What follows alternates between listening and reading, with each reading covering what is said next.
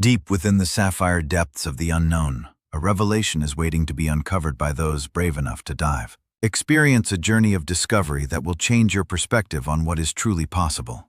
Hit subscribe now and let the deep blue reveal its greatest secret. My son loved baseball more than anything in the world, so when he asked to skip his own team's end-of-season cookout, I knew something was wrong. He'd been looking forward to that cookout for weeks. His coach, Mr. Bellamy, had rented out the pavilion at Riverside Park, and the kids had been talking about it since August. My son was 9 years old, the kind of kid who counted down days to things like this on a whiteboard in his bedroom. He'd had a number on that whiteboard since September. 6, 5, 4. That Saturday morning, he came downstairs and sat at the kitchen table and stared at his cereal without eating it. "You need to get your cleats on," I told him. "We leave in 20 minutes. He didn't say anything, just kept moving the spoon around the bowl. "Hey." I sat down across from him. "What's going on?" He shook his head. "Can we just not go?" I almost pushed. I almost said the thing parents say. "You made a commitment to your team. They're expecting you. You'll feel better once you get there." I had the words ready. But something in the way he wouldn't look at me stalked me. My son was not a kid who avoided eye contact. He was a kid who'd argue a call at home plate for 5 minutes straight. He met every gaze head-on. He wasn't meeting mine. "Hey," I said again, softer. "You can talk to me." He finally looked up, and what I saw in his face wasn't sadness. It was something closer to exhaustion, like he'd been carrying something too heavy for too long and didn't have the strength left to hide it. "Dad," he said quietly, "I don't want to go anywhere near Coach Bellamy." I kept my voice even. Everything in me wanted to tip over, but I kept it even. "Why not, buddy?" He sat back down at his cereal. "Because he hurts me." The kitchen was completely silent. The refrigerator hummed. A car passing outside, my own heartbeat. "Tell me," I said. "Tell me everything." He didn't do it all at once. It came out in pieces, the way a dam breaks. Slowly at first, a trickle, then all of it. Coach Bellamy had started about 2 months into the season. He coached the Riverside Reds, a 9- and 10-year-old travel ball team out of Clearfield, Ohio. He'd been coaching youth baseball in the county for 11 years. He had a trophy case in his garage. He'd shown parents on the opening night team meeting. He'd produced 4 kids who went on to play at the college level. He was the kind of guy who knew your son's batting average and your wife's first name and always had a good word for everyone. When a kid made an error, Bellamy took him aside privately. He called it extra coaching. The other parents thought it was dedication. I thought it was dedication. My son told me that during those private sessions, Bellamy grabbed his forearm hard enough to leave marks when he was correcting his throwing motion. That he'd shoved him into the chain-link fence once when he missed a cutoff throw. That he'd grabbed him by the back of the neck and told him to stop embarrassing him in front of the other coaches. "Why didn't you tell me?" I asked. My voice came out steadier than I felt. He looked at me like the answer was obvious. "Because he said you'd pull me from the team. He said if I said anything, he'd tell you I wasn't coachable. That I'd never play travel ball again." He paused. "And because I didn't want you to be upset." 9 years old. My 9-year-old was protecting me. I reached across the table and put my hand over his. "Can I see your arm?" He pulled up his sleeve. The bruise was old, mostly yellow now, but it was there. High on the inside of his forearm, the size and shape of a hand grip. I have a pretty good memory for moments. I remember exactly where I was when my father died, when my daughter was born, when I got the phone call about my brother's accident. I will remember that bruise for the rest of my life. The color of it.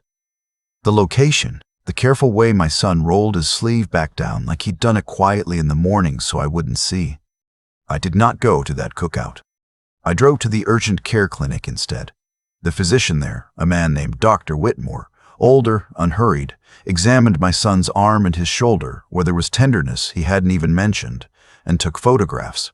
He said the bruising pattern on the forearm was consistent with a firm grip applied with significant force. He said he was required by Ohio law to file a report with Children's Services. "Good," I said. "File it." He looked at me over his glasses. "You're handling this very calmly." "I'm not calm," I said. "I'm just waiting until my son isn't in the room." We filed the report. I called the county sheriff's department from the parking lot while my son sat in the back seat with a juice box, pretending to look at his phone. The deputy who took my call was polite, professional. He took the details down and said someone would follow up. The follow-up came the next morning. Deputy Fitch. He was maybe 40, heavy-set, wore his uniform like a man comfortable in it. He sat across from us in my living room, and I watched his face while I told him what my son had said. He nodded through all of it, appropriate expressions. Took notes. Then he asked, "And your son? He's been having any issues this season? Performance-wise, attitude-wise?" I looked at him. "Reason I ask," he said, "is that Coach Bellamy is a figure a lot of people in this county know and respect. 11 years, no complaints. Coached my nephew 2 seasons ago, actually. He's the kind of guy who pushes kids hard because he cares about them. I just want to make sure we're looking at this from all angles." "My son has a bruise on his arm in the shape of a hand," I said. "Could be from a lot of things in baseball. It's the inside of his forearm. Nobody slides on the inside of their forearm." Deputy Fitch said he'd submit the report and that the department would investigate. He said in the meantime, Bellamy would continue coaching. The season was almost over. There was no formal charge. Removing him prematurely could expose the county to liability issues. I thanked him for his time and walked him to the door, and when I came back inside, I stood in the kitchen for a few minutes looking at nothing. My daughter, who was 17 and had been listening from the hallway, came in and leaned against the counter. "They're not going to do anything, are they?" She wasn't asking. "I'm a civil engineer. I spend my days solving problems that have consequences. Bridges that fail hurt people. Drainage systems that fail flood neighborhoods.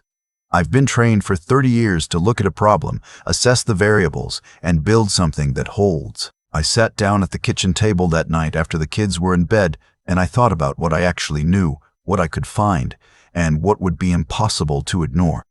I started with what was public. Bellamy's name was easy to search. 11 years of youth coaching in a small county leaves a trail. News articles from the Clearfield Gazette, photos from tournaments, a Facebook page for the Riverside Reds going back to 2016. I went through it methodically, game recaps, parent posts, end-of-season photos.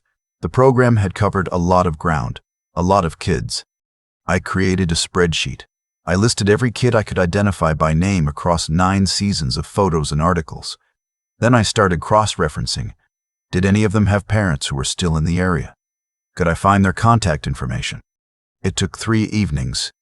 When I started making calls, I was careful. I introduced myself as a current Reds parent, said I was reaching out because I'd heard there might be concerns about the program, didn't say my son's name, didn't lead the conversation. The first 3 calls went nowhere. The 4th call, a mother named Deborah, went quiet when I said Bellamy's name, a long quiet. Then she said, "Did something happen to your son?" I told her yes. She was quiet again. Then my son quit in the middle of his 2nd season. He refused to go back. He told us Bellamy grabbed him during practice and threw his helmet. She'd reported it to the league coordinator at the time. The coordinator, a man named Phil Dressel, who'd been running the county rec league for 15 years and who was a longtime friend of Bellamy's, had told her the incident had been looked into and was unfounded. Her son was now 14 and still wouldn't talk about that summer. 5th call, a father named Osei. His son had left the team 3 seasons ago. Anxiety. School avoidance. Therapy starting at age 10. He'd never connected it to baseball specifically, but when I described the grip bruise, he was quiet for a long time. My son had something on his wrist, he said. He said he caught it on the chain link. I believed him. 7th call, a woman named Bet, whose son had aged out of the program 2 years prior. She said her son had been fine. She didn't have anything specific, but she said something that I wrote down in my notebook and underlined. There was always one kid every season who Bellamy seemed to have it in for. We all kind of noticed it, but nobody ever said anything. It was just the way he coached, you know? Old school. She paused. Looking back, I don't think that's what it was.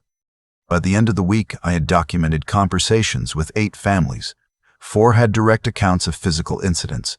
2 had kids who'd shown behavioral changes after leaving the program with no explanation the parents had been able to identify. 2 had general observations about Bellamy's behavior toward specific players. I also found something online I wasn't looking for. A thread on a regional youth sports parent forum from 4 years ago. Anonymous post. Anyone else have concerns about the Riverside Reds coaching staff?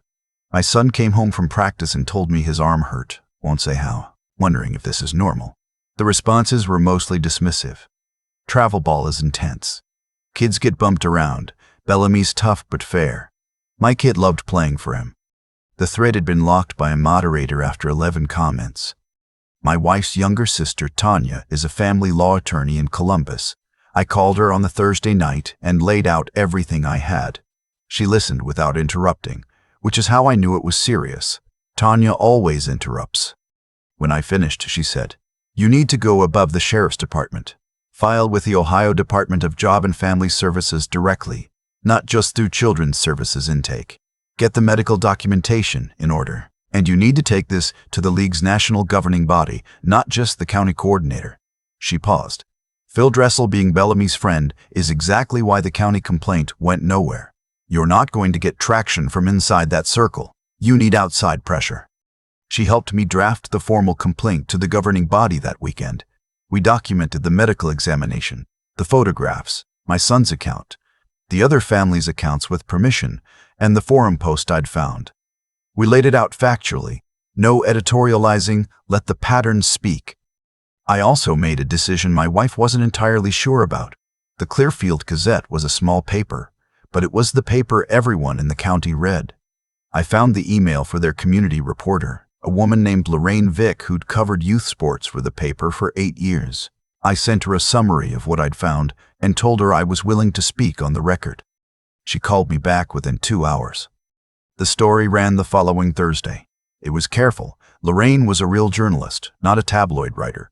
She'd reached out to 4 of the families I'd mentioned, and 2 of them agreed to be quoted, including Deborah, whose son's account matched my son's in specific detail. The story mentioned that the county sheriff's office had received a complaint and that the investigation was ongoing. It mentioned that Phil Dressel had dismissed a prior complaint. It mentioned that Bellamy had been contacted for comment and had not responded by press time. By Friday morning, I had 11 new voicemails. 8 of them were from families I'd never spoken to. The governing body suspended Bellamy's coaching credentials pending investigation within 4 days of the story running. The county sheriff's department, under new pressure from the county commissioner's office, which had received calls from parents, reopened the investigation with a different lead investigator. Phil Dressel stepped down as league coordinator to spend more time with family, according to the brief statement the league posted on its website. Within 3 weeks, the new investigator had spoken to 14 families, incidents spanning at least 6 seasons, kids as young as 8. The pattern Bellamy had developed, identifying quieter kids, kids from single-parent homes, kids desperate to impress, was almost identical across every account. The private extra coaching sessions, the physical contact during corrections, the threats about coachability, about future opportunities in the sport. He was arrested on a Tuesday in November, charged with multiple counts of child endangerment and assault. The charges covered 9 identified victims from 6 different seasons. My son's name was not on that list in any public document. We kept him anonymous throughout, at the advice of Tanya and the investigator both. He knew we were fighting, knew that other families were involved, but we kept the details from him as much as we could. He was 9. He didn't need to carry the weight of the investigation on top of everything else. After the arrest, I told him, not everything, not the scope of it, not all the other kids, not yet. I told him that people had believed him, that Bellamy wasn't coaching anyone anymore, and that he was safe. He was quiet for a minute. Then he said, "Did you believe me the whole time? Even at the beginning?" "The whole time," I said, "from the second you told me." He nodded slowly. "Good. Because Coach Bellamy told me no one would believe a kid over a coach. He said I'd just make trouble for myself." He looked at me. He was wrong. He was wrong about a lot of things. He was wrong about the parents in that room. He was wrong about Deborah and OC and Bet and the 8 other families who decided the discomfort of speaking up was smaller than the cost of staying quiet. He was wrong about small-town loyalty being more durable than the truth. The league implemented a mandatory 2-adults rule for all private coaching sessions, effective immediately. Every coach in the county was required to complete a child safety certification before the following season. The county commissioner's office launched a review of how complaints had been handled and found that 3 previous concerns had been logged and dismissed without formal documentation. Phil Dressel's tenure as coordinator was being reviewed. It wasn't enough. None of it is ever fully enough after the fact, but it was something. My son started seeing a therapist, a man named Dr. Okafor, who worked specifically with kids who had experienced physical trauma in institutional settings. The first few sessions, my son came out quiet and seemed to be thinking through a lot.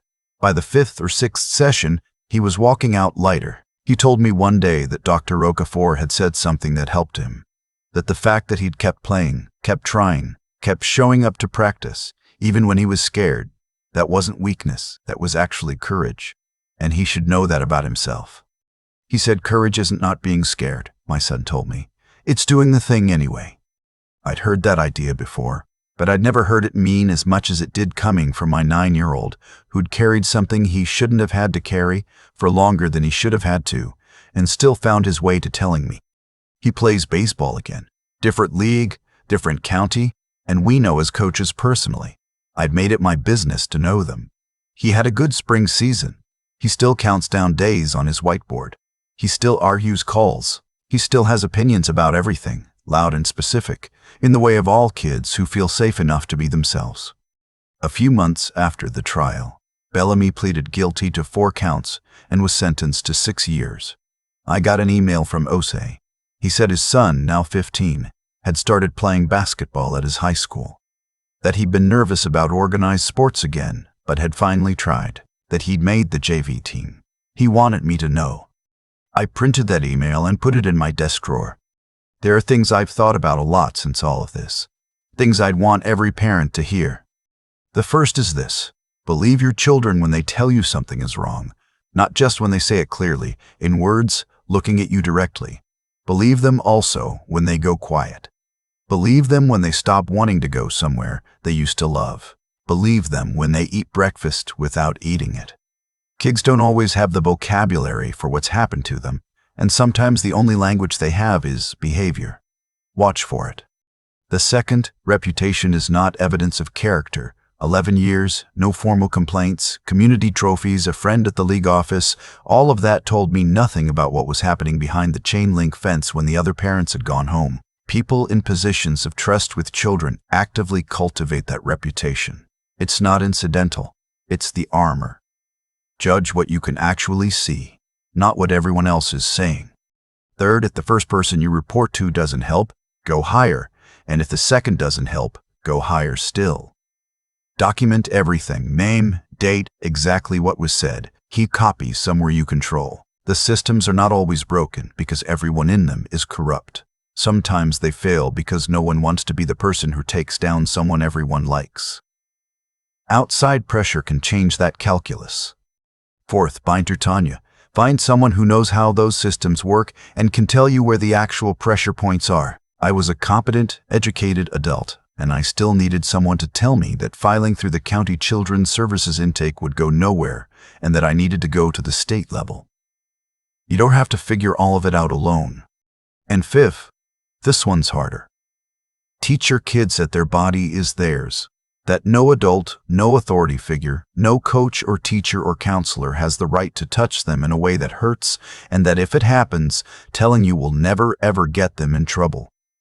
Tell them that directly. Say it out loud, because Bellamy knew exactly what he was doing when he told my 9-year-old that speaking up would end his baseball career. He was counting on my son believing that. He was counting on the fear being larger than the trust. He miscalculated. That's the only reason we're here.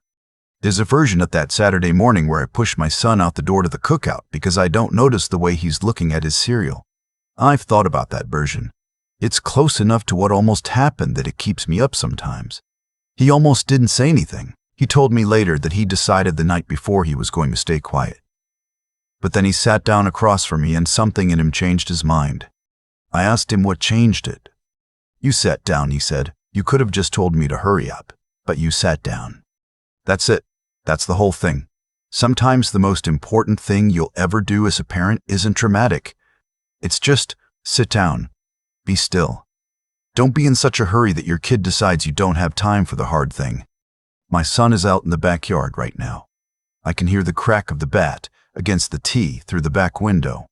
He's been out there for an hour, He's got a tournament next weekend, and he's been working on keeping his elbow up through the swing, a thing he and his new coach have been focused on for 3 weeks.